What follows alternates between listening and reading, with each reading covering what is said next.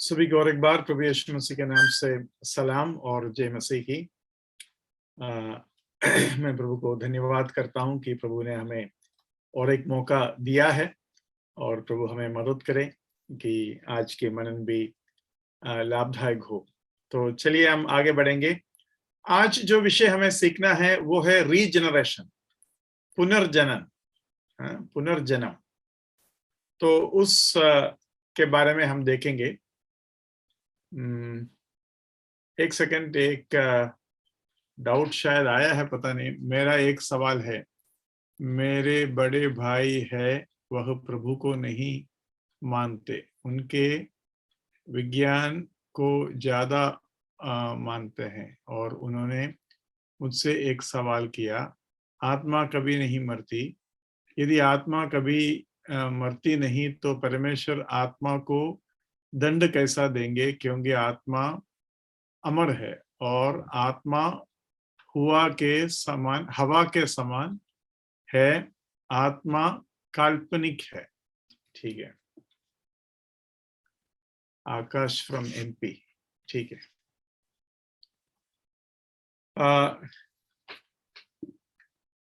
आत्मा को उन्होंने कहा आत्मा अमर है, मतलब कभी नाश नहीं होता।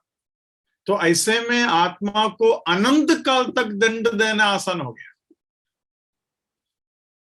देखो, आत्मा अगर शरीर जैसा नाशवान है तो हम आत्मा को अनंत काल तक दंड नहीं दे पाएंगे, लेकिन आत्मा जैसे उन्होंने कहा नाशवान नहीं है या अमर है, तो हमेशा हमेशा के लिए रहता है। अभी वो कहां रहना चाहिए वो उसका मालिक तय करेंगे। उसको पृथ्वी में रहना चाहिए, परमेश्वर ने उसको शरीर दिया और पृथ्वी में छोड़ा। मरने के बाद कहां रहना चाहिए परमेश्वर सोचेंगे। मुझे नहीं मालूम मैंने आपको बताया या नहीं बताया कि आत्मा को बनाना परमेश्वर के तरफ से बहुत बड़ा एक रिस्क तो नहीं बोल सकते, एक बहुत बड़ा जिम्मेवारी बन जाता है। वो ऐसा है, आप जो कुछ बनाते हैं वो नाश हो जाता है। जैसे कि परमेश्वर ने पृथ्वी को बनाया, वो नाश हो जाएगा, जानवर को बनाया, वो नाश हो जाएगा, तो ठीक है ना। लेकिन मनुष्य को बनाया, वो नाश नहीं होगा, तब तो प्रॉब्लम हो गया। इसको कहां रखे? इसको पृथ्वी में कुछ साल तक रख सकते हैं, उसके बाद वो मरेगा। उसके बाद आत्मा को कहां रखे? या तो स्वर्ग में रखो, नहीं तो नरक में रखो। आपको समझ में आया? इस पृथ्वी में भी जो चीज जल्दी नाश नहीं होता वो एक बहुत बड़ा जिम्मेवारी बन जाता है, बहुत बड़ा खतरा बन जाता है। जैसा कि एक एग्जाम्पल आप बता सकते हैं, जो आज पृथ्वी बहुत बड़ा या दुनिया या लोग बहुत बड़ा एक परेशानी का सामने है, क्योंकि कुछ ऐसे चीजें हैं जो नाश नहीं होता। फॉर एग्जाम्पल कोई बताइए।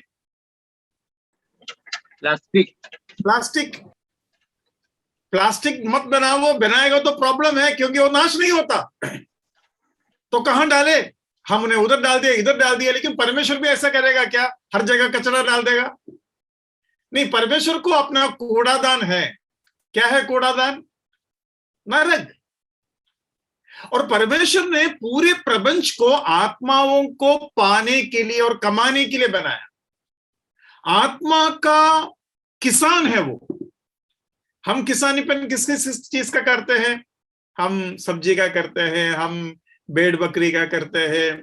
आजकल फिर लोग आगे फिर इम्प्रूव हो गया, तो उन्होंने मिशन का, डिवाइसेस का, इंस्ट्रूमेंट्स का बनाना, मैन्युफैक्चरिंग शुरू हो गया। तो ये सब है। तो परमेश्वर का क्या काम है? परमेश्वर का लेवल क्या है? परमेश्वर का लेवल ये है, परमेश्वर आत्माओं को बनाएंगे, आत्माओं को कमाएंगे। और आत्मा कैसा है? आत्मा सोच सकते हैं, आत्मा निर्णय ले सकते हैं, आत्मा पहचान सकते। मैंने एक चीज बनाया, वो मुझे पहचान पाएगा, वो मुझे प्रेम कर पाएगा। ये बहुत बड़ा एक क्या बोलते हैं, बहुत बड़ा एक सृष्टि है ये। आप लोगों को से कई लोगों को मालूम होगा कि आजकल मनुष्य ने रोबोट्स बनाया जो एकदम मनुष्य जैसा दिखेगा। पता है कितने लोगों को पता है? अखबार में वगैरह काफी आ रहा है। एक, बाकियों को नहीं पता क्या? दो। जिंदा मनुष्य जैसे ही दिखेगा। समझ में आएगा नहीं जब तक उसका कुछ चीजों के ऊपर आप ध्यान नहीं दोगे तब तक आपको समझ में नहीं आएगा ये मिशन है कर आपको समझ में नहीं आएगा। तो ऐसा ही एक रोबोट से एक बात हुई, तो उनको पूछताछ कर आपका नाम क्या है, आप कहां से है, आपके माता पिता कौन है वगैरह। तो बोलता है मेरा माता पिता नहीं होता लेकिन मेरा बनाने वाला होता है, और वो सचमुच में बहुत ही क्या बोलते हैं ज्ञानी व्यक्ति है और उसने मुझे बनाया वगैरह वगैरह ऐसा बोल रहा है। तो लास्ट में बोला आप और हम में फर्क क्या है, आप तो एकदम हमारे जैसा दिखते हैं, हमारे जैसा बात करते हैं, और आपके आंखें भी एकदम, उसके चेहरे में मुस्कुराहट है, सब कुछ है। तो बोलते एक फर्क है, मेरे अंदर आत्मा नहीं है, मेरे अंदर आत्मा नहीं है। मतलब मैं खुद आपको प्रेम नहीं कर सकता, ना मैं खुद आपको नफरत कर सकता हूं, मैं खुद चुनता नहीं हूं, मुझे मेरा चुनाव मेरा मालिक करते हैं। लेकिन परमेश्वर ने एक ऐसा चीज बनाया जो आत्मा है, जो पहचान कर चुनाव कर सकते हैं और चाहे तो तृणा या इनकार भी कर सकते हैं। परमेश्वर के बनाना मनुष्य के बनाने से बहुत ऊंचा है, बहुत बड़ा है। आखिर मनुष्य ने रोबोट बनाया, अभी भी थोड़ा कमी कटिया है, आगे बढ़कर वो भी निकल जाएगी। बाइबल में ऐसा भी लिखा है, आखिर मनुष्य के अंदर मूर्ति को जीवन देने का अधिकार मिलेंगे। पढ़ा है ना आपने, प्रकाशित वाक्य में लिखा है मूर्ति को जीवन देने का अधिकार मिलेंगे। मतलब इस तरीके से हिलना डुलना, और उसको बोलते हैं ऑटोनोमस इंटेलिजेंस या आर्टिफिशियल इंटेलिजेंस। मतलब जैसे आप सोचते हैं वैसे वो भी सोचेगा, शायद आपसे भी ज्यादा अच्छा तरीके से सोचेंगे। वो सिक्योरिटी गार्ड के उधर खड़े रहेंगे, आपसे आइडेंटिटी कार्ड और आधार कार्ड मांगेंगे, आप उनको घूस नहीं दे सकता। अरे रेकड़े यार चाय पानी पी ले सिक्योरिटी छोड़ेगा नहीं, वो रोबोट है। और वो जब किसी को, मैं अगर मेरे पास एक रोबोट है और मैंने रोबोट को बोल दिया कि फलाना आदमी को मारना है, वो तुरंत जाकर मार देगा। उसका गिड़गिड़ाहट, सच्चाई, झूठ कुछ भी नहीं चलेगा, और मारेगा तो सीधा माथे पर, और कहीं नहीं लगेगा, सीधा यहां लगाएगा। उसका निशाना छूटता नहीं है। आपको मालूम है जब प्लेन उड़ता है, प्लेन के पीछे मिसाइल छोड़ते हैं, और मिसाइल पहले सीधा जाता है, फिर टेढ़ा जाता है, फिर प्लेन का पीछा करता है। आप लोग सोचते हो कि फायर करेगा, लगा तो लगा, नहीं तो लगा तो नहीं लगा, ऐसा नहीं है। रियल जो मिसाइल होता है वो इसके गर्माहट, प्लेन के गर्माहट का पीछा करता है, और जैसा गर्मी बढ़ता है उसका स्पीड भी बढ़ता है, और ये प्लेन कितना भी स्पीड में भागे उतना स्पीड में मिसाइल जाकर उसको ठोकेगा। तो मसीह विरोधी जो आने वाला अधिकारी है वो इस मूर्ति को जीवन देगा। उसका मतलब यह है कि वो निर्णय करेंगे। अगर क्रिश्चियन है मार देगा, अगर मसीह को मानते हैं मार देगा, अगर मसीह विरोधी को नहीं मानते हैं तब मार देंगे। 666 आपने लिया नहीं है तो मार देंगे। तो मैं आपको यह बताना चाहता हूं, अगर आपका भाई कहता है कि आत्मा अमर है तो इसीलिए तो उसको नरक में पूरे अनंत काल तक का उसको दंड दे सकते हैं। आखिर परमेश्वर का चीज परमेश्वर के कब्जे में रहेंगे, अभी वो खुद स्वर्ग में रखेंगे या नरक में रखेंगे वो आपके चुनाव के ऊपर है। और यही आपके लिए खतरा वाली बात है कि आत्मा नाश नहीं होता। अगर आत्मा नाश होते तो आप बच गए। तो किसी ने ऐसा कहा, अगर आप गलत स्थापित हो गया, गलत निकला, तो आप मतलब हम सोचो कि जॉर्ज मैथ्यू का भाई है, जॉर्ज मैथ्यू का भाई को भाई जॉर्ज मैथ्यू से कह रहे हैं अगर आपकी बात गलत हो गया तो उल्टा हम एक प्रश्न पूछ सकते हैं, अगर आप गलत हो गया तो? मैं गलत हो गया तो कुछ नहीं होता, क्योंकि मैं गलत हो गया, अमर नहीं है, आत्मा नाश हो गया, नरक नहीं है, स्वर्ग नहीं है, परमेश्वर नहीं है, क्या हो गया? कुछ नहीं हुआ। लेकिन अगर आत्मा नाश नहीं होते और परमेश्वर है और नरक है और मैं सच निकला और आप झूठा निकला या आप गलत निकला तो क्या होगा वो सोचो। अनंत काल तक नरक में बैठ कर आप मेरे बारे में सोचेंगे, अरे उस दिन जॉर्ज मैथ्यू ने बताया। तो हम गलत होगा तो कुछ नहीं होगा, आप गलत होगा तो बहुत कुछ होगा। कुछ लोग ये भी बोलते हैं, अरे आप लोग जीवन के मजा नहीं लेते। मतलब कौन सा मजा आपको चाहिए?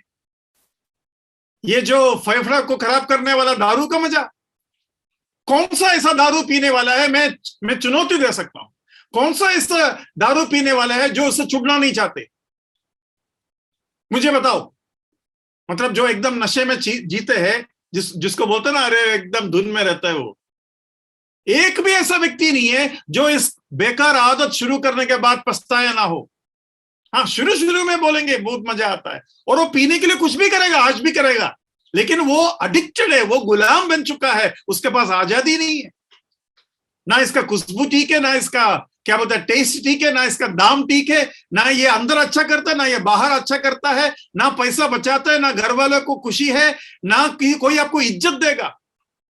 सोचो कि आप आईएएस है लेकिन पिया हुआ है, कौन इज्जत देंगे आपको? कौन आपके बात को मानेंगे? अरे तुम नशे में है, तुम्हारे बात को नहीं मानेंगे हम। तो एक नशा मैंने बताया, तो कौन सी आप जी रहे हमसे ज्यादा? हमसे ज्यादा बिल्कुल नहीं जी रहे, उल्टा आप कम जी रहे। आपको पता नहीं आपका ट्रेन कहां जा रहा है और कहां जाकर बंद होगा। अच्छा होता वो भाई हमको सुनते है ना। लेकिन मैं आपको बताना चाहता हूं, आत्मा अमर है, वो नाश नहीं होता, और इसलिए परमेश्वर को आपको नरक में डालना पड़ेगा। जानवर को मिट्टी में डाल दो, वो कीड़ा खा लेगा और मिट्टी बन जाएंगी, ये बात आपको मालूम है ना। हम एकदम मिट्टी बनता है, हमारा शरीर हो या हमारा जानवर हो, एकदम मिट्टी बनता है, लेकिन आत्मा वो जिंदा रहेगा। और कुछ, या इसके साथ जुड़े हुए कुछ पूछना चाहते तो पूछ सकते हैं।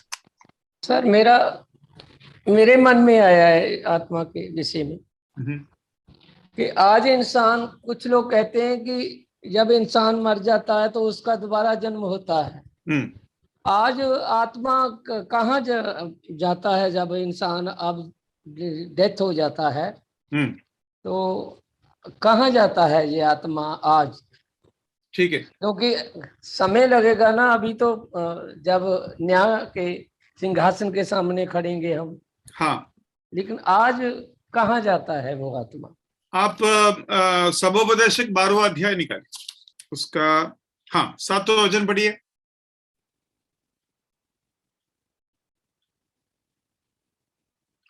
सबोपदेशक 12 का 7। तब मिट्टी ज्यों की त्यों मिट्टी में मिल जाएगी और आत्मा परमेश्वर के पास जिसने उसे दिया लौट जाएगी। हाँ, जिसे उसे दिया लौट जाएगी। मतलब आत्मा परमेश्वर के कंट्रोल में हो जाएगा। आज आत्मा आपको दिया है शरीर के साथ, एक बार शरीर छोड़ दिया तो आत्मा का कंट्रोल परमेश्वर के हाथ में हो जाएंगे, और परमेश्वर ये तय करेंगे कि आपको स्वर्ग में रखे या नरक में रखे या पाताल में रखे या वेटिंग प्लेस में रखे। तो आत्मा फ्री नहीं है, सबसे पहली बात। अभी कुछ लोगों का मानना है कि पुनर्जन्म होता है। अब ध्यान से मेरी बात को सुनिए। अभी आज हम जो सीखने जा रहे हैं वो पुनर्जन्म है और ये जो है ये दूसरा पुनर्जन्म है। इसका मतलब ये है कि फिर मनुष्य बनकर आ गया और फिर किसी का बच्चा हो गया और फिर जीने लगे। ध्यान से मेरी बात को सुनिए। पुनर्जन्म का ये विश्वास है, एक पाप अगर आप करेंगे, उस पाप के बदले पर पशु रोम सहस्र आपको जीना पड़ेगा। मतलब पशु में जितना रोम है, जितना बाल है, उसका 1000 बार, एक बाल में 1000 बार, उतना गुना आपको इस दुनिया में जन्म लेना पड़ेगा, तब जाकर आपका एक पाप जाएगा। ठीक है? और आपके पाप के अनुसार आप अलग अलग जानवर या जीव बनेंगे। ये है उनका विश्वास। और सारे पाप जब खत्म होगा तब आप मनुष्य बनता है। मनुष्य बनने के बाद अगर आप पाप नहीं करोगे तो आप स्वर्ग में जाएंगे, नहीं तो फिर आपको क्या बनना पड़ेगा? पशु रोम सहस्र आपको मनुष्य या अलग अलग पुनर्जन्म लेना पड़ेगा, और फिर जाकर मनुष्य बनेंगे और बिना पाप का जिएंगे तो स्वर्ग में जाएंगे, नहीं तो फिर पशु रोम सहस्र। मैं आपको ये पूछना चाहता हूं, अगर ऐसी बात है, आज अगर 10,000 साल हो गया या 6,000 साल हो गया, जो भी आप मानते हैं, तो आज जानवर ज्यादा होना चाहिए या मनुष्य ज्यादा होना चाहिए? जानवर। और सारे जानवर का गिनती कम हो रहा है ब्रॉयलर चिकन का छोड़कर, है कि नहीं? तो ये गलत साबित हो गया, है ना? तो मैं आपको ये बताना चाहता हूं, इसका कोई अंत हो सकता है क्या? कोई स्वर्ग और नरक में जाएगा क्या? अच्छा, पशुरोम सहस्र, अगर आपका यह चिंता है कि हम जानवर बनकर घूमेंगे, लेकिन सारे धर्म में, मुस्लिम धर्म, हिंदू धर्म, कोई भी धर्म हो, नरक के बारे में सिखा रहा है। तो नरक में कौन जाएंगे? आपका तो रोम सहस्र चल रहा है ना, आपका जन्म कब खत्म होंगे? तो ये बात बन नहीं रहा है। सबसे पहले जानवर ज्यादा होना चाहिए, जानवर ज्यादा नहीं हो रहे, ऊपर से जो है आप मनुष्य बनेंगे तो कोई ऐसा मनुष्य नहीं है जिसके अंदर पाप नहीं है ना? तो स्वर्ग में कौन जाएंगे, नरक में कौन जाएंगे? और रखा क्यों है? क्योंकि आप तो क्या बोलते हैं, ये तो चलते जा रहा है ना, तो इसमें कोई मतलब नहीं बनते अगर आप ऐसा आप सोचते हैं तो। हाँ, कुछ लोगों को बहुत कंफ्यूजन होने वाला एक चीज मैं बताता हूं। कुछ लोग बोलते हैं पुनर्जन्म होने के बाद अगर ये पिछली जन्म में अमेरिका में था, वो अमेरिका का पूरा कहानी सुनाते हैं, और उधर कहाँ रहता था, फलाना बात कुछ ऐसा बातें जो पुलिस को भी नहीं मालूम रहते, वो बताते हैं। तो उसका हम क्या बोले? मेरे पास ये उत्तर है। देखो, कोई भी व्यक्ति जिसका उद्धार नहीं हुआ, उसके अंदर अशुद्ध आत्मा होता है, उसका आत्मा नहीं, शैतान के क्या बोलते हैं, दुष्टात्माएं होता है, बहुत से दुष्टात्मा होता है ना, भूत जैसे दुष्टात्मा होता है। जैसे कि सोचो, बाइबल में गदर देश में एक आदमी था, उसके अंदर कितना दुष्टात्मा था? तो सैन्य था। तो कुछ 6000 कुछ बोलते, कुछ तो 3000 बोलते हैं, लेकिन सूअर के अंदर चला। सूअर कितना था, इतना तो बता दो। सर 2000 था। 2000 था। तो हम सोचेंगे कम से कम 2000 दुष्टात्मा उसके अंदर थे, है ना? अभी वो आदमी सोचो कि मर गया, मर जाने के बाद ये 2000 दुष्टात्मा जो है वो कहां जाएंगे? वो तो परमेश्वर के पास नहीं जा रहा है, वो पृथ्वी में है, उसका समय जब तक खत्म नहीं होगा वो पृथ्वी में ही रहेंगे। ये 2000 दुष्टात्माएं 2000 लोगों के दिल में, दिमाग में, शरीर में जा सकते हैं, जाने का आजादी है। और उधर हम पढ़ते हैं कि वो 2000 दुष्टात्मा उसी गदर देश में बाद में थे, क्योंकि यीशु मसीह ने उनको सूअर के अंदर जाने दिया, सूअर जाकर मर गया, तो कहीं नहीं गया, वो गदर देश में ही है। तो गदर देश में किसी के अंदर वो चला गया, और ये आदमी जो काम करता था उसके बारे में अगर बता दिया तो लोग क्या सोचेंगे? अरे वो जो आदमी था ना जिसके अंदर 2000 दुष्टात्मा था, उसका पुनर्जन्म हो गया। उसका पुनर्जन्म नहीं हुआ, उसके आत्मा, उसके अंदर जो दुष्टात्मा घूम रहे थे, वो दुष्टात्मा दूसरा आदमी के अंदर चढ़ा। और ये जरूर हो सकता है। तो ये बात है। तो इस तरीके से कई कहानियां, झूठा कहानियां आज बनाए रखने के लिए शैतान ये काम आगे बढ़ा सकते हैं। और कुछ ब्रदर, इसीलिए उद्धार की जब हम बात करते हैं, मनुष्य को जो उद्धार मिलता है, जो विश्वासी भाई बहन है, उनका उद्धार आत्मा का उद्धार हुआ है, शरीर का उद्धार नहीं हुआ है। शरीर का उद्धार तब होगा जब प्रभु यीशु मसीह आएंगे, एक नया शरीर उसे मिलेगा, तो पूरा उद्धार तब हो जाएगा। आपने सही बताया। और ये बात आगे जाकर हम जो बातें सीख रहा है, वो आगे जाकर वो जो बातें हम आएंगे, इसको त्रिकाल रक्षा बोलते हैं, या त्रिकाल उद्धार। देह, देही, आत्मा, या हमारा आत्मा का उद्धार हो गया, हमारा प्राण का उद्धार हो रहा है, और हमारा शरीर का उद्धार होगा। दूसरा तरीके से बोलता हूं, हम जब पाप के साथ मरते हैं ना, तब ऐसा मरता है जैसे कि आदम मरा, आत्मा में मरा, प्राण मर रहा है और शरीर मरेंगे। वैसे ही आत्मा उद्धार पाया, प्राण उद्धार पा रहे हैं, और शरीर उद्धार पाएंगे, है ना? तो जैसा एक पूल होता है, उसके उस तरफ भी लोग जाता है, इस तरफ भी जाता है। पाप होते हैं तो मृत्यु भी ऐसे ही, और जीवन आएगा, उद्धार होगा तो भी वो भी ऐसा ही। तो वो बात ठीक है, लेकिन यहां जो प्रश्न पूछा गया थोड़ा सा अलग है, इसलिए मैंने ऐसा उत्तर दिया।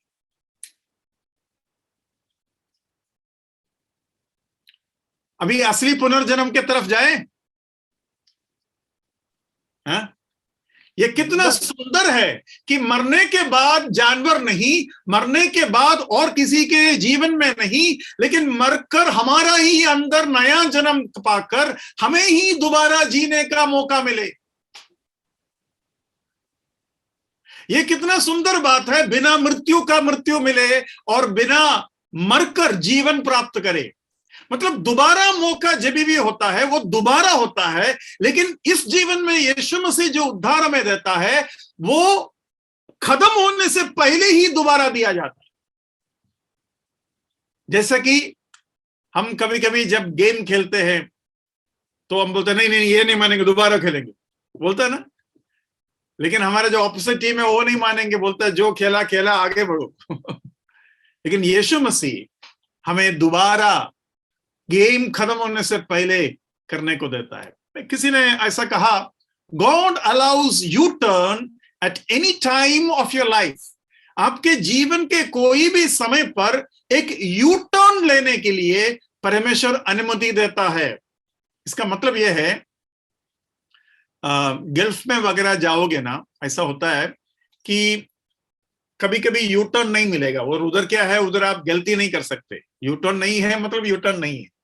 तो कभी कभी एक यू टर्न छूट गया तो गाड़ी को 20, 40, 50 किलोमीटर तक चलाकर फिर दूसरा यू टर्न मिलेगा। तब तक आप दूसरा देश में घुस चुका होगा। जैसे कि शारजा को छोड़कर दुबई में आया होगा, या दुबई को छोड़कर आप अबुधाबी में आया होगा। मतलब एक देश को छोड़कर दूसरा देश आ गया, क्योंकि उनके छोटे छोटे देश होता है, छोटे छोटे देश, और उनका अपना अपना राजा होता है, लेकिन रोड एक ही होता है, तो यू टर्न एक ही है। तो जिंदगी में कई ऐसे बार होता है जहां हम यू टर्न नहीं ले सकते। हम अभी मुझे सुनने वाले कितने भाई लोग ऐसा सोचा होगा, मैं कभी पिया नहीं होता तो कितना अच्छा था, ये इससे छुटकारा मिलना कितना मुश्किल होता है। कितने भाई बहन लोग सोच रहा होगा, यार मेरे बचपन में मैंने पढ़ाई नहीं की, और एक मौका मिलता ना मैं जमकर पढ़ाई करता, है ना। इस तरीके से कई बातों के बारे में आप सोचते होंगे, लेकिन परमेश्वर आपको मौका दे रहा है कि आप नरक के उस रास्ते से, शैतान के कब्जे से और पाप की इस हालत से और मृत्यु आपके अंदर से सब कुछ छोड़ छाड़ कर एक यू टर्न लगा दे और आदम का गलती को सुधार कर नया जीवन प्राप्त करे। और यीशु मसीह बोलता है कि जो प्रभु यीशु मसीह में है वो नया सृष्टि है, और हालेलुया, पुराने बातें बीत गई। आपको याद होगा, आपके दुनिया को, समाज को याद होगा, लेकिन परमेश्वर बोलता है मैं भूल गया। कहने के मतलब यह है, परमेश्वर आपके पाप को ऐसा माफ कर दिया कि परमेश्वर दोबारा उसको कभी आपका सामने लाकर हिसाब देने के लिए नहीं बोलेंगे। तो यह है प्रभु का दिया हुआ पुनर्जन्म। आइए हम उसको देखते हैं। मैं आपको एक स्क्रीन शेयर करता हूं, बहुत दिन हो गया स्क्रीन शेयर करके, है ना। आपको दिखाई दे रहा है?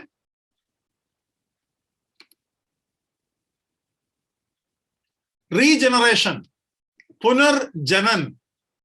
जरा उठाइए तीतोस 3:5। तो उसने हमारा उद्धार किया, और यह धर्म के कामों के कारण नहीं जो हमने आप किए, पर अपनी दया के अनुसार नए जन्म के स्नान और पवित्र आत्मा के हमें नया बनाने के द्वारा हुआ। और एक बार पढ़िए ब्रदर। तो उसने हमारा उद्धार किया, और यह धर्म के कामों के कारण नहीं जो हमने आप किए, पर अपनी दया के अनुसार नए जन्म के स्नान और पवित्र आत्मा के हमें नया बनाने के द्वारा हुआ।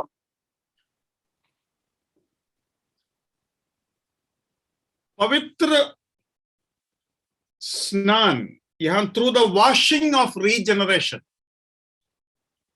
And renewing of the Holi spirit, 2 शब्दों को लिखा है। मतलब हमारा जो जन्म होता है वो कैसा होता है कर कर यहां स्पष्टीकरण देने का कोशिश किया गया है। सबसे पहले लिखा है वॉशिंग ऑफ रीजनरेशन। हिंदी में कैसा शब्द इस्तेमाल किया है वॉशिंग ऑफ रीजनरेशन के लिए? नए जन्म के स्नान।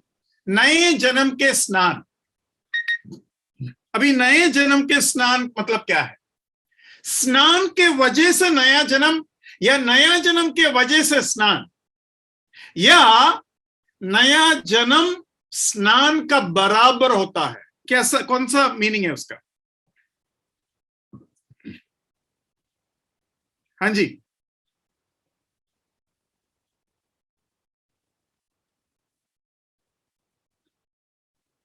मेरी बात समझ में आ रहा है ना? उस पद को मैं एक बार पढ़ता हूं, तो लिखा है, पर अपनी दया के अनुसार नए जन्म के स्नान, नए जन्म के स्नान। तो स्नान का वजह से नया जन्म, या नया जन्म का वजह से स्नान, या नया जन्म ही यहां का स्नान है? कौन सा अर्थ है? 3 अर्थ बताए, इसमें कौन सा है? नया जन्म ही स्नान है। नया जन्म ही स्नान है। मतलब पुराना नियम में हमको क्या दिया जाता था? हमको क्या बोलते हैं, हमको मतलब कोई भी चीज जब अशुद्ध होता है उसे पानी से धोया जाता है, पुराना नियम में। और पुराना नियम में जब पानी से धोया जाता है तब ऐसा लिखा है, अगर मिट्टी का बनाया हुआ है तो तोड़ दो, अगर मिट्टी का नहीं बनाया हुआ है, लकड़ी या पीतल या ऐसा कोई लोहा का बनाया हुआ हो, तो उसको धो लो, अच्छा से धो लो। तो यहां लिखा है हमारा नया जन्म जो है रीजनरेशन से हुआ है, धोकर हुआ है, तोड़कर नहीं हुआ है। क्यों? क्योंकि यहां हम आत्मा के अमर वाली बात आता है। आत्मा अमर है, उसको तोड़कर नाश कर शुद्ध नहीं कर सकता, उसको धोकर करना पड़ेगा। लेकिन शरीर को धोकर शुद्ध नहीं करता, इसलिए यीशु मसीह आने तक हमको इंतजार करना पड़ता है। पुराना शरीर को मिट्टी में मिला देंगे। आपको आइडिया मिल रहा है? मतलब पुराना नियम का एक व्यवस्था को इस वचन के साथ जोड़कर समझाने का कोशिश कर रहा हूं मैं। नहीं तो आप एक वचन उठाइए, लेवी का पुस्तक, लेवी 6:28। और वह मिट्टी के पात्र जिसमें वह पकाया गया हो तोड़ दिया जाए, यदि वह पीतल के पात्र में उबाला गया हो तो वह मांजा जाए और जल से धो लिया जाए। हाँ देखो, अभी बाइबल में लिखा है अगर मिट्टी का बनाया हुआ है तो तोड़ दिया जाए, लेकिन अगर वो पीतल का है तो तोड़ नहीं सकता। तो हम क्या करें? उसको मांजा जाए, उसको साफ किया जाए और पानी से धोया जाए। यही बात प्रभु हमारे साथ करते हैं। हमारा शरीर का उद्धार कैसा होगा? हम मिट्टी में जाएंगे और हमें नया शरीर मिलेगा। मतलब बर्तन को मिट्टी में तोड़कर मिट्टी के साथ मिला देगा, लेकिन मिट्टी को ही तो हम फिर बर्तन बनाने के लिए इस्तेमाल करते हैं। आपको आइडिया मिला? पुराना नियम को उस व्यवस्था में इस नया जन्म का वो अद्भुत बात छिपा हुआ है। व्यवस्था क्या है? मिट्टी का चीज अशुद्ध हो गया तो तोड़ दो, या पीतल या कोई भी लोहा या इवन लकड़ी का चीज है तो तोड़ मत दो, उसको धो लो। तो आत्मा के उद्धार जो है वो तोड़कर नहीं होता, उसके ऊपर परमेश्वर का नया जन्म देखकर उसका शुद्धिकरण होता है। लेकिन शरीर का जो शुद्धिकरण जो है, नया शरीर कैसा देखा है? मिट्टी में ये जाने देता है और नया हमें देता है। ये एक सुंदर सी बात उधर आपको सीखने को मिलता है। अब दूसरी बात यह है कि इस पुनर्जनन में उसका परिभाषा मैं आपको देना चाहता हूं। उसका परिभाषा मैं आपको दूंगा, डेफिनेशन। या डेफिनेशन दिखाई दे रहा है?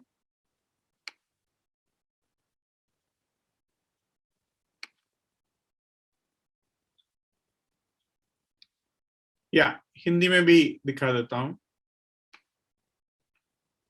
Okay, definition, it's a process whereby God through a second birth imparts to the believing sinner a new birth। या हिंदी में ऐसा लिखा है, यह एक ऐसी प्रक्रिया है जिससे एक दूसरा, और दूसरा को हिंदी बनाना भूल गया, माफ करना, दूसरा जन्म के माध्यम से परमेश्वर विश्वास करने वाला पापी को नया जन्म प्रदान करता है। और एक बार पढ़ता हूं, यह एक ऐसी प्रक्रिया है, यह पुनर्जनन एक ऐसा प्रक्रिया है जिसे एक दूसरा जन्म के माध्यम से परमेश्वर विश्वास करने वाला पापी को नया जन्म प्रदान करता है, नया जन्म प्रदान करता है।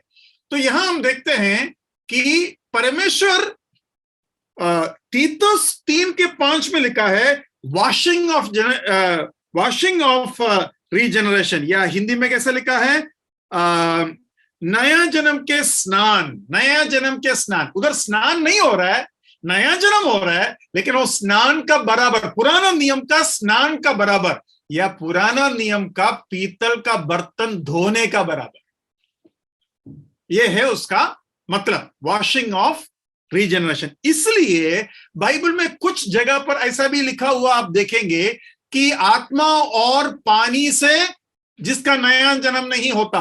तो कुछ लोग बोलते हैं पानी का नया जन्म मतलब बपतिस्मा लो, नहीं, वो बात नहीं है। उधर जो पानी है वो वचन है। हमारा धोना कैसा होता है, वचन से होता है। वचन जब हमें सुनाया जाता है, हमें सिखाया जाता है, हम घायल होता है और हम उस वक्त अपने आप को शुद्ध करने के लिए वचन के हवाले कर देता है और वचन हमें धोता है। इसलिए यूहन्ना के सुसमाचार में हम पढ़ते हैं उसका 3 अध्याय में कि पानी और आत्मा से जब तक तुम नया जन्म नहीं लोगे। उस वचन को भी एक बार हम ले लेते हैं,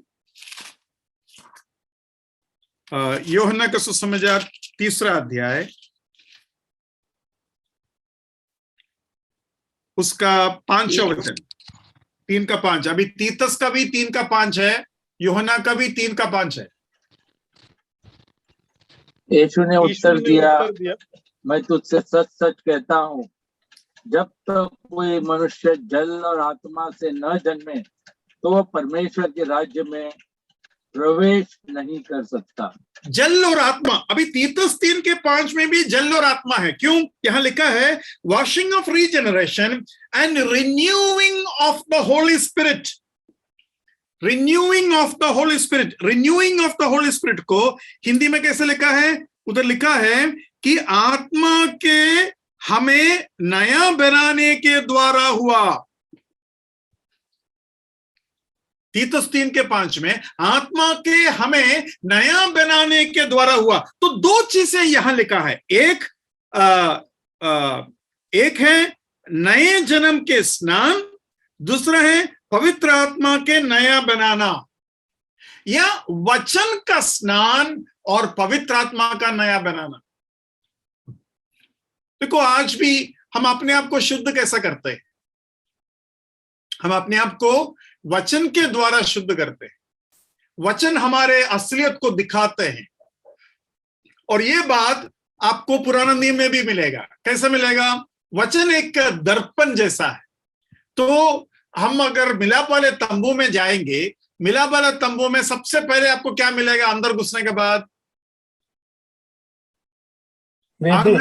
आंगन में घुसते ही क्या मिलेगा? वेदी मिलेगा। वेदी में होकर आगे बढ़ेगा तो क्या मिलेगा? हौदी। हाँ, हौदी। हौदी मतलब क्या है? हाँ, पीतल के बर्तन में पानी है, याजकों को हाथ पैर धोकर अंदर जाने के लिए। हाँ, लेकिन वो जो बर्तन है, उस बर्तन का एक खासियत है। वो क्या है? हिंदी इंग्लिश में लेवर बोलते हैं, LAVER, लेवर बोलते हैं। अब इसका खासियत क्या है? It is like a mirror. हाँ, वो एक दर्पण जैसा है। एक्चुअली वो जब बनाया जाता है, उस बर्तन को जब बनाया जाता है, औरत लोग उस जमाने में जो दर्पण इस्तेमाल करता था, उस दर्पण को इस बर्तन के ऊपर लगाया हुआ है। तो बर्तन के अंदर बाहर ये लगाया हुआ है और उसके अंदर पानी में डाला हुआ है। तो एक याजक पानी के पास जब जाता है, पानी तो उधर है, साथ ही साथ दर्पण भी है, तो वो अपने आप को देख रहा है। वो तो बलि चढ़ाकर आगे आया, तो इस दर्पण वाला पानी के बर्तन उसको मिला और वो अपने ही शरीर में गिरा हुआ दाग देखेंगे। तो क्या करेंगे? उसी पानी से उसी दर्पण को देखकर उधर ही साफ करेंगे। साफ करने के बाद मिलाप वाला तंबू के अंदर जो पवित्र जगह है, उसके अंदर वो प्रवेश करेगा। तो आपको समझ में आ गया, हम जो याचक है यीशु मसीह के लहू के द्वारा शुद्ध हो गया। शुद्ध होने के बाद जब हम आगे बढ़े, जीवन के दाग हमारे जीवन में लग सकते हैं। जीवन के दाग, बातों में, बोलने में, देखने में, सोचने में। लेकिन हम रोज क्या करते हैं, वचन जो दर्पण है उसको पढ़ते हैं, और वचन जो दर्पण पढ़ते हैं या वचन सुनते हैं तो हम अपने आप को देखते हैं और पता करता है, अरे मेरे शरीर पे, मेरे अंगों में पाप गिरा है। मुझे देखने को मिलता है अपना ही चेहरा। तो उसी वचन से मेरे शरीर के या मेरे जीवन में जो गलतियां हुआ है उससे मैं धोता हूं। तो वो जो धोना है वो नया जन्म नहीं है, वो नया जन्म पाया हुआ एक व्यक्ति का रोज के जीवन को दिखाता है। लेकिन नया जन्म वेदी पर होता है, जहां यीशु मसीह का मृत्यु को दिखाया जाता है। आइडिया मिला? तो ये है नया जन्म। तो उस नया जन्म में दो चीज है, एक है वचन का नया जन्म, दूसरा है पवित्र आत्मा का नया जन्म। ये दोनों एक साथ होगा तभी उद्धार पाएगा। कोई भी एक व्यक्ति वचन के बिना और पवित्र आत्मा के बिना उद्धार नहीं पाया है। आपको दोनों चाहिए, वचन को सुनना पड़ेगा। इसलिए रोमी 10 में हम पढ़ते हैं, अगर सुनाने वाले कोई नहीं है तो उद्धार कैसा पाएगा? क्योंकि सुनने से विश्वास आता है, तो सुनाना तो पड़ेगा ही, है ना? तो सुनने से विश्वास आता है, और ये बात शैतान को भी पता है कि सुनने से विश्वास आता है। इसलिए वो भी उसी सूत्र को इस्तेमाल आज कर रहा है, और हमारे सारे नौजवानों के कानों में लगातार वो सुन रहा है। क्या सुन रहा है? शैतान का सुसमाचार, है ना? वो गाने के रूप में मिलेगा, कोई भी तरीके से मिलेंगे, और लगातार सुनते जाएगा, लगातार सुनते जाएंगे। एडवर्टाइजमेंट रोज क्यों एक ही एडवर्टाइजमेंट दिया जाता है? 1 दिन, 2 दिन, 3 दिन, जब 100 दिन सुनेगा ना तो एक दिन आप खरीद ही लेंगे।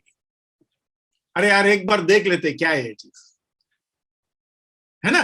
तो ये एडवर्टाइजमेंट वालों को पता है, ये गलत काम करने वालों को पता है, तो रोज आपके कानों में घुसाएंगे, आपके आंखों में घुसाएंगे, आपके दिमाग में घुसाएगा। और आजकल और एक चीज करता है, पहला पैकेट फ्री में रहता है। तो क्या क्या किया? आंख हो गया, कान हो गया, जीभ भी हो गया। अभी पीछे कैसे हटेंगे? पाप में गिरना ही गिरना। मैं अक्सर ये सोचता हूं, अधिकतर बार जो नशा करता है, पहला नशा उसका फ्री होता है। कभी आप ऐसा सोच सकते हैं, एक आदमी कभी भी सिगरेट नहीं पिया और पहले बार सिगरेट पी रहा है, खुद पैसा देखकर दुकान में जाकर पूछेंगे मुझे एक सिगरेट चाहिए, तो बोलेंगे कौन सा सिगरेट चाहिए? वो तो कोई भी चला गया, यार एक बार मुझे पी के देखना है। ऐसा होता नहीं है। नशा हमेशा फ्री में होता है शुरुआत, बाद में पूरा जिंदगी बर्बाद करने के बाद भी आपका पीना बंद नहीं हो। तो ये चीज हम देखते हैं। तो पवित्र आत्मा, सॉरी, रोमी 10 वो भाग आपने पढ़ा होगा, जो नहीं पढ़े उनको एक बार दिखा देता हूं। रोमी 10वां अध्याय निकालिए, उसका 17वां वचन, 10 का 17।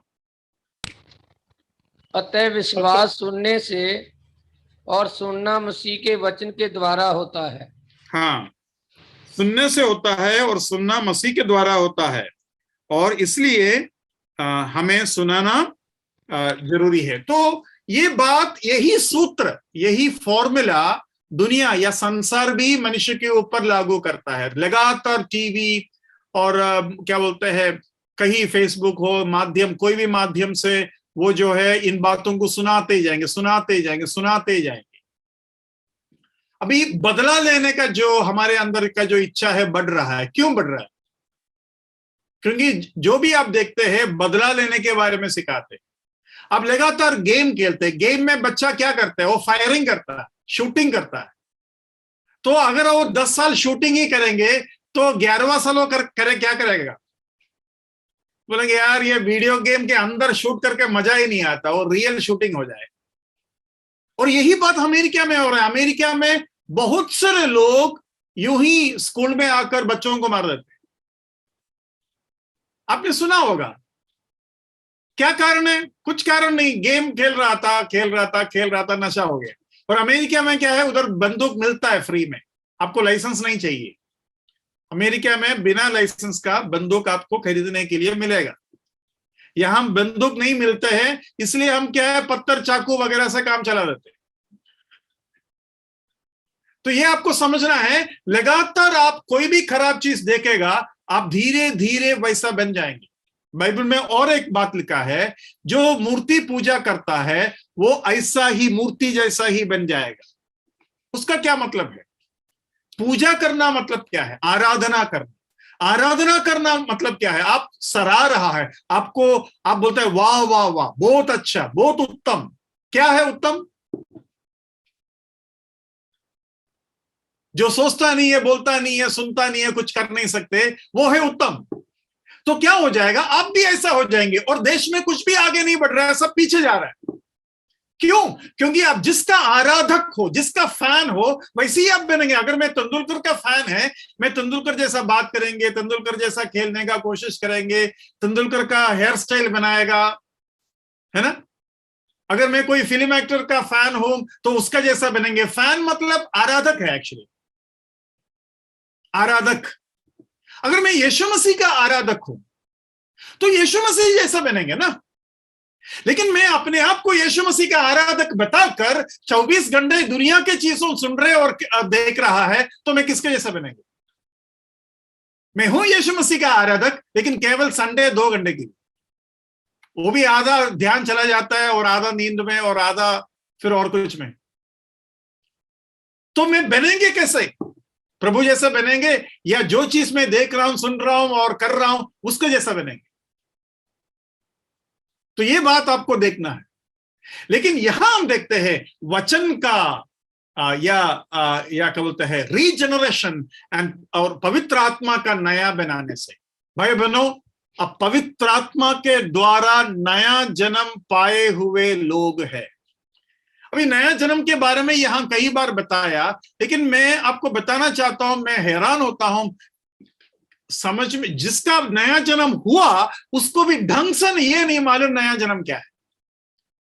मैं आपको एक चीज इन दिनों में, जो चीज मैं समझ रहा हूं उसके अनुसार मैं पूछ रहा हूं, नया जन्म के बराबर और क्या क्या शब्द आप बोल सकते हैं?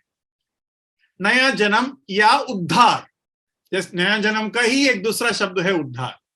उस तरीके से उससे मिलता जुलता और भी बहुत से नाम हैं, कुछ बता सकते हैं आप?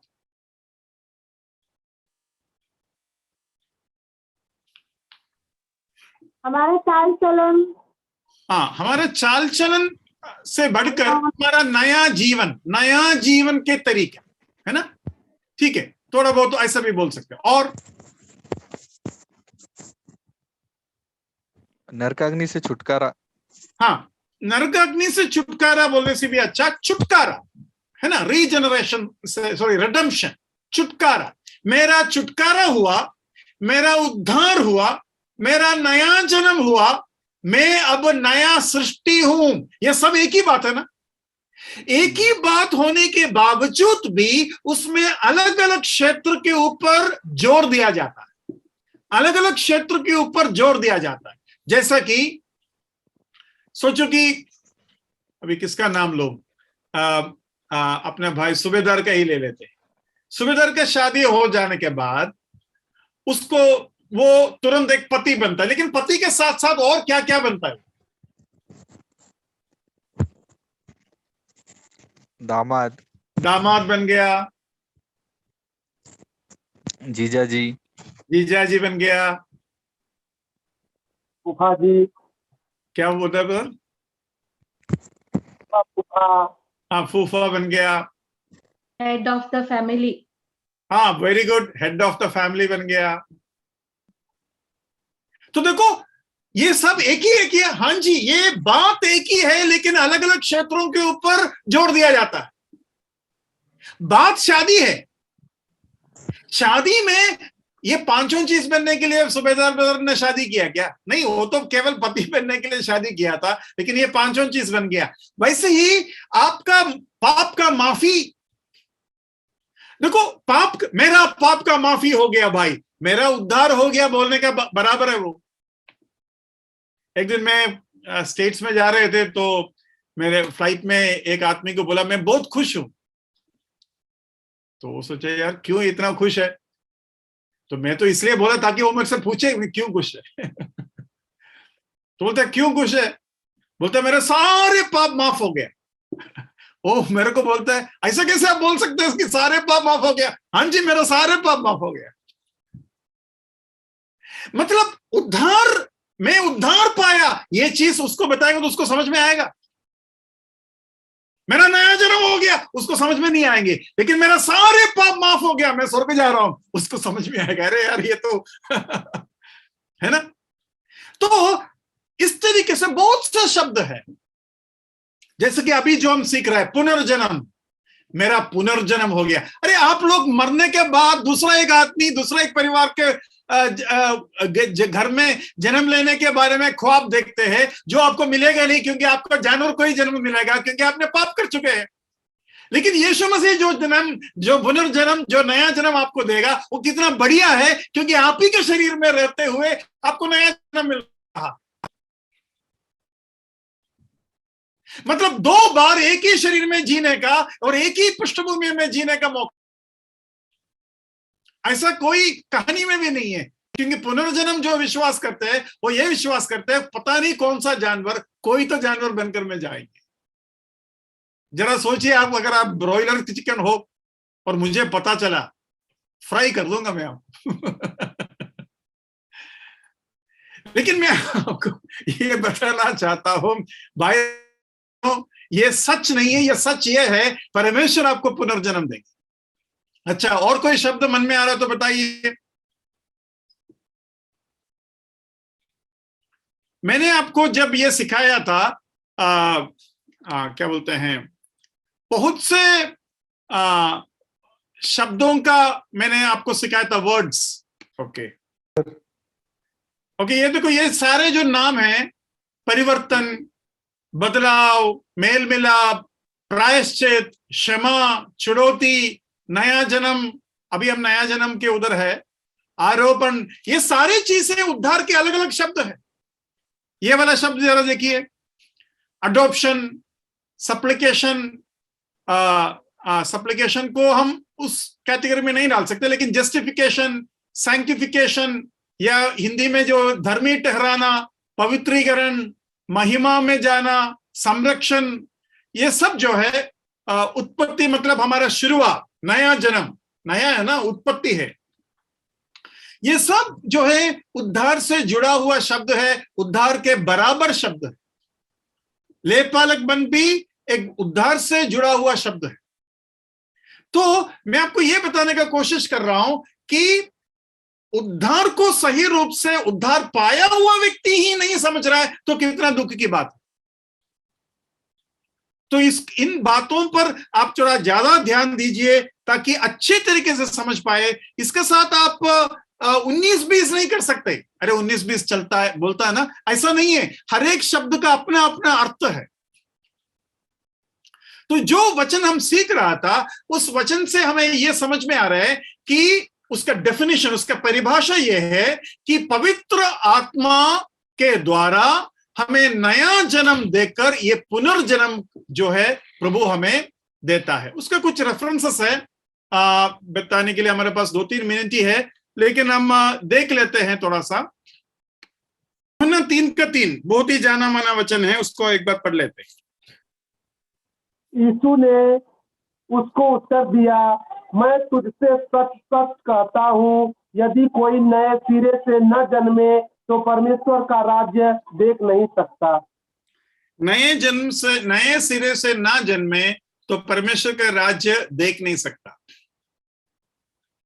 तो परमेश्वर के वचन में नया जन्म के बारे में ऐसा लिखा है, उसके बिना कुछ नहीं हो सकता। मैं अक्सर बोलता हूं, जब तक बैंक में अकाउंट नहीं खुलते आप पैसा जमा नहीं कर सकते। लेकिन ब्रदर, मैं तो 10 साल से जमा कर रहा हूं, अकाउंट अभी तक शुरू नहीं हुआ। मतलब अकाउंट में जगह जमा कर सकते हैं बिना अकाउंट का भी? हाँ भाई, जमा कर सकते हैं, लेकिन 1 भी रुपया वापस नहीं मिलेगा और कोई ले रहे हो लोग। आज कितने लोग ऐसा जी रहा है धर्म के नाम पर, यीशु मसीह के नाम पर भी, बिना उद्धार पाकर मैं प्रभु का बेटा हूं समझकर। मैं आगे कुछ बोलना नहीं चाहूंगा, मेरा टाइम खत्म हो गया, लेकिन मैं इतना जरूर बताएंगे, आप में से किसी को भी अपना उद्धार के ऊपर शक हो तो उसको पक्का कीजिए कि मेरा उद्धार हुआ है या नहीं। उद्धार पाया हुआ व्यक्ति के अंदर कई लक्षण होता है, उसमें से एक लक्षण यह है उसके अंदर एक बहुत बड़ा पाप का वजह से जो घायल होने का अनुभव होगा। वो हमेशा नहीं होता है, लेकिन उस अनुभव के साथ उसका उद्धार होता है। मैं पापी हूं, वो अनुभव अगर आपके जीवन में कभी नहीं हुआ है और उसके बाद आपने यीशु, उसके पश्चाताप या उसके उस पृष्ठभूमि में आप यीशु मसीह को हृदय में स्वीकार नहीं किया है, तो आपके उद्धार के ऊपर आप खुद शक करना चाहिए। पिछली बार मैंने बताया था कि आप उद्धार पाने के बावजूद पाप भी कर रहा है और खुलेआम पाप कर रहा है, और प्रभु आपको मार ही नहीं रहा है, प्रभु आपको कोई भी तकलीफ नहीं दे रहा है, तो हो सकता है आपका उद्धार नहीं हुआ हो, क्योंकि प्रभु केवल अपने बच्चों को मारता है। ये बात पिछली बार मैंने बताई। और आपके अंदर जो आत्मिक चीजों में जो रुचि है वो ठीक है, आत्मिक चीजों में रुचि होना चाहिए, लेकिन क्या आपके रुचि अकेले में होता है या सभी के सामने होता है? मतलब सभी के सामने प्रार्थना करना, बाइबल पढ़ना सब आपको अच्छा लगता है, लेकिन व्यक्तिगत रूप से कुछ भी नहीं, गुप्त जीवन में प्रभु के साथ कुछ भी नहीं। यह भी बहुत खतरा वाली एक बात है। उद्धार पाए हुए लोगों के अंदर भी यह भावना आ सकता है, वो अलग बात, लेकिन आपके दिल में लगातार एक दुख, एक तकलीफ उसका वजह से होते रहेंगे। अगर वो नहीं है और आप खुलेआम जी रहे हैं और आपको कोई चिंता नहीं है और आपको मजा आ रहा है, तो फिर अलग बात है। ये शायद आपने सुना होगा, ये इतना कहकर मैं बंद कर देता हूं। गंदगी में कभी भेड़ भी गिरता है, कभी सुअर भी गिरता है। सुअर गिरेगा तो अच्छा सा ना धोकर उसमें 2-3 घंटा रहकर वो बाहर आएंगे, लेकिन भेड़ के जीवन में अगर वो हो भी गया, वो तुरंत उधर से निकल आ जाएगा, वो उधर ज्यादा देर नहीं टिकेगा। तो सुअर एक ऐसा व्यक्ति का समान है जिसका उद्धार ही नहीं हुआ। लेकिन भेड़ जो जल्दी उतरने का चिंता या विचार या भावना या उसके दिल में अगर दर्द है, उसके मतलब उद्धार पाया लेकिन पाप किया, उद्धार पाया लेकिन पाप में बार बार गिरा। तो गिरा तो दोनों एक ही कीचड़ में, लेकिन जितना सुअर को मजा आता है उतना मेमना या भेड़ को मजा नहीं आएगा। ये उद्धार पाया हुआ व्यक्ति का पाप और उद्धार नहीं पाने वाला व्यक्ति के पाप का बीच का फर्क है। प्रभु आपको मदद करे। यीशु मसीह को प्रभु के वचन के द्वारा जब पाप का ख्याल और घायल जब आप हुआ, उस पृष्ठभूमि में दर्द और दुख के साथ और जरूरी समझकर यीशु मसीह को उद्धारकर्ता के रूप में हृदय में जो स्वीकार किया, उसका उद्धार होता है। अगर आपने ऐसा नहीं की, आपको करना चाहिए, आपको करना चाहिए, तभी खाता खुलेगा, तभी आप प्रभु का बेटा बनेगा, तभी आपका अकाउंट खुलेंगे। प्रभु आपको मदद करे। अगर आपको लग रहा है नहीं मेरा उद्धार हुआ है, लेकिन ऐसा कोई अनुभव नहीं है, ऐसा कोई पाप का घायल होने का अनुभव मेरे भूतकाल में नहीं है, तो आपके उद्धार एक गलतफहमी भी हो सकता है। आप गलतफहमी में जा रहे हो, आपको उद्धार हुआ नहीं, आप सोच रहे हैं कि आपको उद्धार हुआ, लेकिन नहीं हुआ। और बाकी चीजें जो मैंने बताया उसके ऊपर आप गौर कीजिए। प्रभु आपको सहायता करे। प्रभु के नाम के में।